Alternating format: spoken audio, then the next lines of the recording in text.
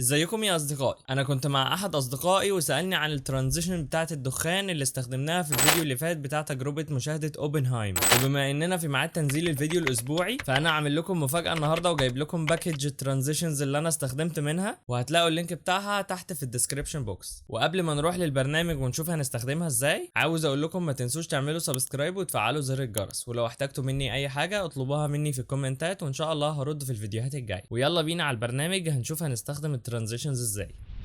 بعد ما نفتح البروجكت اللي احنا عايزين نطبق عليه ترانزيشنز هنيجي نقف في المكان بتاع الكات كده ونروح الفولدر بتاع الترانزيشنز، نختار اي ترانزيشن منهم، مثلا نختار رقم 2 دي، ونيجي هنا نحطها في نص الكات بالظبط،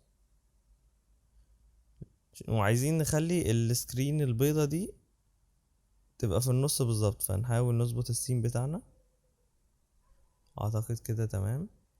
ونيجي هنا في الافكت كنترولز واحنا محددين الترانزيشن بتاعتنا، وننزل تحت نيجي عند البلند مود وندوس عليها ونختار سكرين كده، نشوف الترانزيشن بتاعتنا بقت عاملة ازاي.